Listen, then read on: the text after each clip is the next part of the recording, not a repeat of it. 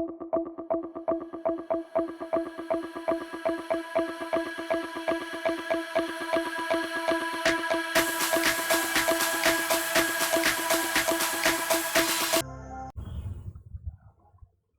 Everyone, स्वागत है आपका एसएन ऑडियो क्लासेस में। हम डिस्कस कर रहे हैं बीएचयू बीएड लैंग्वेज का एंट्रेंस का क्वेश्चन पेपर। हमने 2014 से लेकर के 2017 तक का सारा क्वेश्चंस डिस्कस कर लिया है। आज हम डिस्कस करेंगे 2018 का क्वेश्चन पेपर। तो ये देख लीजिए, आपके सामने 2018 का क्वेश्चन पेपर है। तो चलिए हम शुरू करते हैं सारे क्वेश्चंस के साथ। तो इसमें भी टोटल नंबर ऑफ़ क्वेश्चंस 100 है और टाइमिंग सेम है 2.5 घंटे का। और ये एक क्वेश्चन पे 3 मार्क्स है, 300 मार्क्स के क्वेश्चन है। तो लेट्स सी, क्वेश्चन के साथ शुरू कर लेते हैं। तो ये सेक्शन ए है आपका, रूल्स सेम रहेंगे। Question number 1, who plays most important role in the growth of a student? Option है आपके प्रिंसिपल, गार्जियन, स्कूल मैनेजर या टीचर। इसका हिंदी अनुवाद देख लेते हैं। एक विद्यार्थी के विकास में कौन सबसे महत्वपूर्ण जिम्मेदारी निभाता है? ऑप्शन है प्रधानाचार्य, अभिभावक, विद्यालय प्रबंधक या शिक्षक। तो इसका आंसर होगा शिक्षक, टीचर। ठीक है। नेक्स्ट सेकंड नंबर क्वेश्चन देख लेते हैं। Teaching aptitude means devotion towards teaching work, the desire to become a teacher, या फिर the requisite professional abilities to do a job of a teacher, या none of the above. Hindi अनुवाद देख लेते हैं। शिक्षण अभिक्षमता का अर्थ है, ऑप्शन है आपके शिक्षण कार्य के प्रति निष्ठा, एक शिक्षक बनने की इच्छा, या एक शिक्षक का कार्य करने की आवश्यक व्यवसाय वृत्ति क्षमताएं, या फिर उपयुक्त में से कोई नहीं।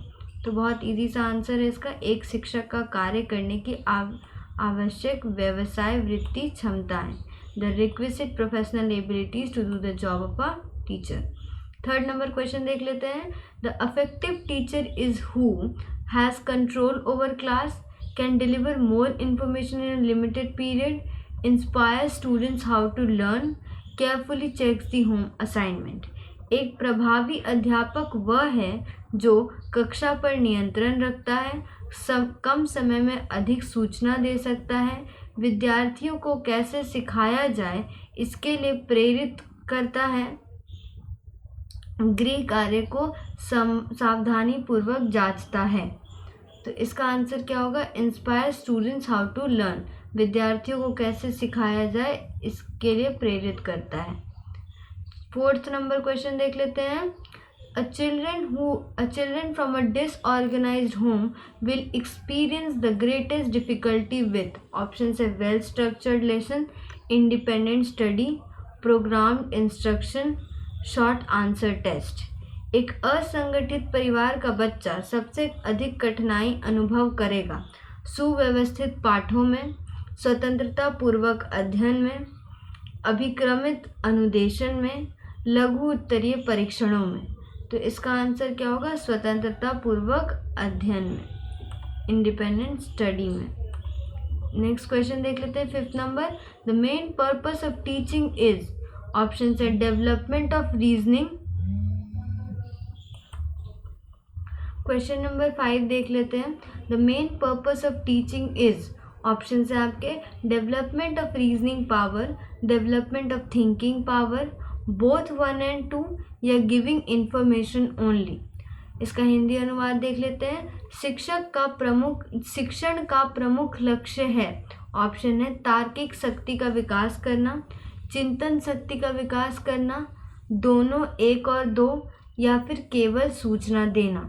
तो इसका आंसर क्या होगा? दोनों 1 और 2, मतलब तार्किक शक्ति का भी विकास करना और चिंतन शक्ति का भी विकास करना, development of reasoning power and thinking power. ठीक है। नेक्स्ट 6 नंबर क्वेश्चन देख लेते हैं। In a teacher dominated classroom students usually become, option से active learners, passive learners, competent learners, self dependent learners. एक अध्यापक केंद्रित प्रधान कक्ष में विद्यार्थी प्रायः बन जाते हैं सक्रिय अधिगमकर्ता, निष्क्रिय अधिगमकर्ता, दक्ष अधिगमकर्ता या आत्मनिर्भर अधिगमकर्ता? तो इसका आंसर होगा निष्क्रिय अधिगमकर्ता, passive learners. 7th number question देख लेते हैं। An effective method of learning a language is, option है reading, listening, writing. Reading, listening, writing and speaking. भाषा सीखने की एक प्रभावशाली विधि है पढ़ना या फिर सुनना या लिखना, या फिर पढ़ना, सुनना, लिखना और बोलना। तो इसका आंसर क्या होगा? पढ़ना, सुनना, लिखना और बोलना। Reading, listening, writing and speaking. चलिए 8 नंबर क्वेश्चन देख लेते हैं। Values are not taught but caught, then how to inculcate values among future citizens? Through teaching, through guidance and counselling, through strict discipline, by following values. मूल्यों को सिखाया नहीं बल्कि ग्रहण किया जाता है। तो भावी नागरिकों में मूल्य का विकास कैसे किया जा सकता है? ऑप्शन है शिक्षण द्वारा, निर्देशन और परामर्श द्वारा, कठोर अनुशासन द्वारा, मूल्यों के अनुपालन द्वारा। तो इसका आंसर क्या होगा? थ्रू गाइडेंस एंड काउंसलिंग, निर्देशन और परामर्श द्वारा। नेक्स्ट 9th नंबर क्वेश्चन देख लेते हैं। In setting a question paper you will pay more attention on content, distribution of question, construction of questions, duration of question paper. एक प्रश्न पत्र का निर्माण करते समय आप क्या ध्यान देंगे? विषय वस्तु पर, प्रश्नों के वितरण पर, प्रश्नों के निर्माण पर या प्रश्न पत्र की अवधि पर? तो इसका आंसर क्या होगा? प्रश्नों के निर्माण पर, construction of questions. 3rd number. Next question 10th number देख लेते हैं। इफेक्टिव टीचर इज ही और she who controls over the class, who can deliver more information in a limited period, who inspire students how to learn, who carefully checks the home assignment. ये question repeated है। कहाँ से repeated है? देखिए, I think यहाँ 2nd number, third number से। हाँ, an effective teacher who is 3rd number question से रिपीटेड है। चलिए हम देख लेते हैं 10th नंबर में। Who carefully checks home assignment, Hindi का। एक प्रभावी अध्यापक वह है जिसका कक्षा पर नियंत्रण होता है, या फिर जो सीमित समय में अधिक सूचना दे सकता है, या जो विद्यार्थियों को कैसे सीखा जाए इसके लिए प्रेरित करता है, या जो गृह कार्य को स्वाधीनतापूर्वक जांचता है। तो इसका आंसर क्या होगा? जो विद्यार्थियों को कैसे सीखा जाए इसके लिए प्रेरित करता है। Who inspire students how to learn. 11th number question देख लेते हैं। If yellow is called blue, blue is called red, red is called pink, pink is called black and black is called orange, what is the colour of a blood? ठीक है, तो क्या होगा इसका answer? 11th का answer क्या होगा? Options में आपके yellow, pink, blue, orange. Option Hindi का अनुवाद पहले देख लेते हैं। यदि पीले को नीला कहा जाता है और नीले को लाल कहा जाता है, लाल को गुलाबी कहा जाता है और गुलाबी को काला कहा जाता है तथा काले को नारंगी कहा जाता है, तो रक्त का रंग क्या होता है? ऑप्शन से पीला, गुलाबी, नीला या नारंगी। तो इसका आंसर क्या होगा? गुलाबी। ठीक है, नेक्स्ट क्वेश्चन देख लेते हैं। In a certain code language cat is written by DDY। ठीक है, how will big be written in a code? एक निश्चित संकेत में CAT को DDY लिखा जाता है, उसी सांकेतिक भाषा कोड में बिग को कैसे लिखा जाएगा? ऑप्शन से CML, CJL, CLL या CNL। तो इसका आंसर क्या होगा? CLL। नेक्स्ट 13 नंबर क्वेश्चन देख लेते हैं। Clock time clock is to time, तो थर्मामीटर इज टू, अगर घड़ी समय है तो थर्मामीटर क्या है? हीट, रेडिएशन, एनर्जी या टेम्परेचर? घड़ी इज टू समय, थर्मामीटर इज टू ऑप्शन है उष्मा, विकिरण, ऊर्जा या तापक्रम। तो इसका आंसर क्या होगा? टेम्परेचर। घड़ी समय बताती है तो थर्मामीटर टेम्परेचर बताता है। 14 नंबर क्वेश्चन देख लेते हैं। Gun is to bullet to chimney is to, option है ground, smoke, house, roof. Option है, हिंदी अनुवाद देख लेते हैं। गन अगर बुलेट, गन मतलब बंदूक अगर बुलेट के समान है तो चिमनी किसके समान है? जमीन, धुआं, घर, छत। तो इसका आंसर क्या होगा? धुआं। गन से बुलेट निकलती है तो चिमनी से स्मोक निकलता है, धुआं निकलता है। नेक्स्ट 15 नंबर क्वेश्चन देख लेते हैं। Find the value of the question mark. Question mark का ढूंढना है आंसर हमें। ऑप्शन कैसे, पैटर्न कैसे बना है? CZFX IVLTO, फिर दो दो क्वेश्चन मार्क है। इसमें देखिए कैसे किया है, शुरू के दो दो अक्षरों को छोड़ करके बनाया गया, जैसे ए बी को छोड़ दिया गया है, लेकिन जो नेक्स्ट सेक्शन है उसमें जेड मतलब लास्ट वाले अक्षर को ले लिया गया है।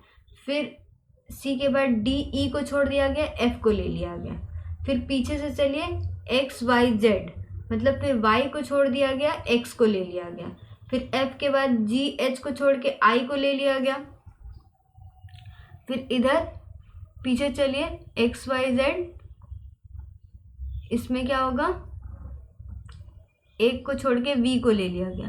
तो वैसे ही करके ऑप्शंस पे आप बना सकते हैं कि आगे वाले जो शुरू के अक्षर हैं ABCD में से उसमें दो को छोड़ा गया है और पीछे से एक को छोड़ा गया है।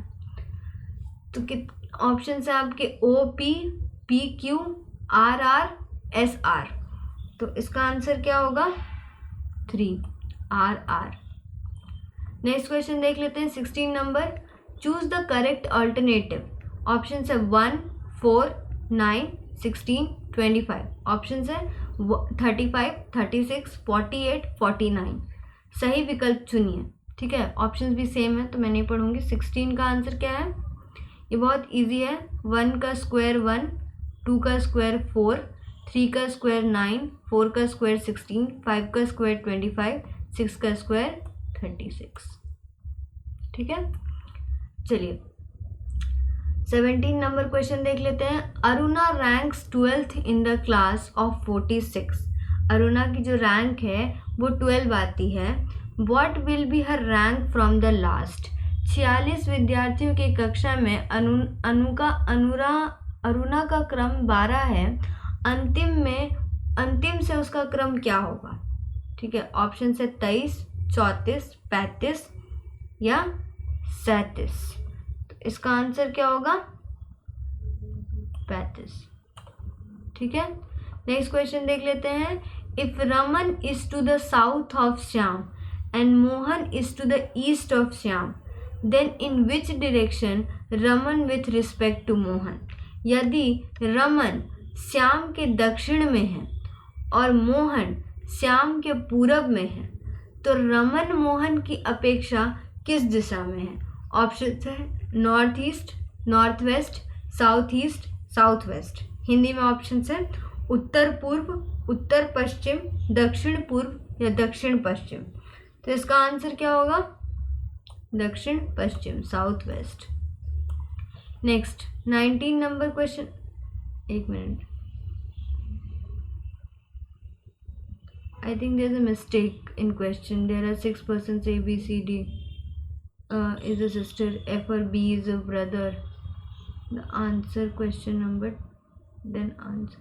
अच्छा देखिए, ये एक हिंदी एक अनुवाद टाइप का दिया हुआ है, छोटा सा क्वेश्चन है, उसके बेसिस पे आपको क्वेश्चन नंबर 19 और 20 आंसर करना है।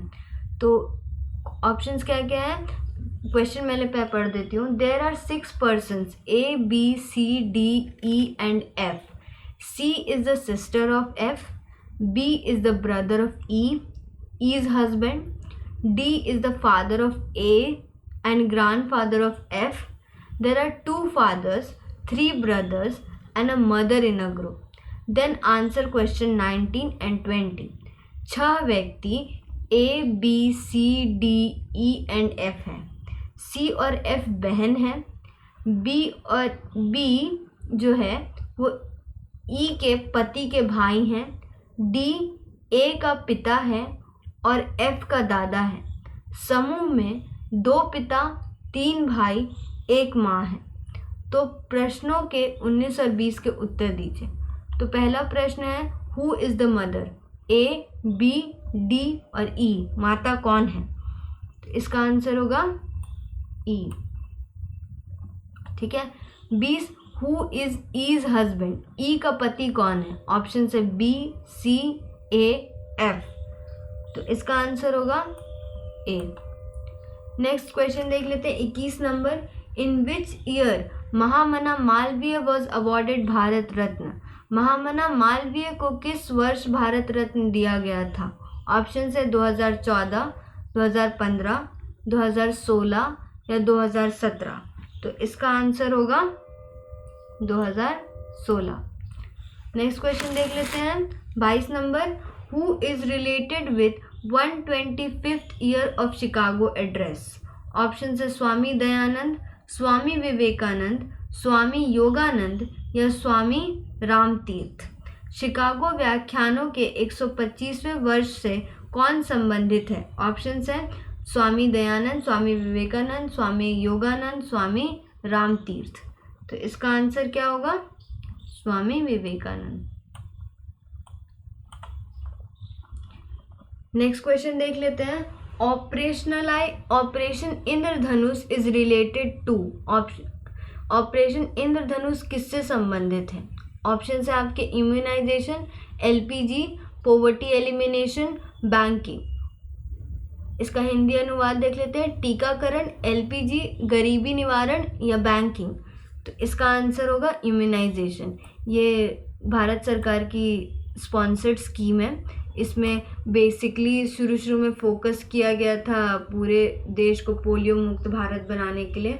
अब इंद्रधनुष 2.0 भी रिलीज़ किया गया जिसके अंदर टीबी और बाकी 10 अलग तरीके के वैक्सीनेशन प्रोग्राम को उसके साथ ही चलाया जा रहा है।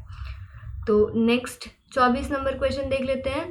विच project is related to computer literacy? Option है CAI, क्लास, विंडो, CPU।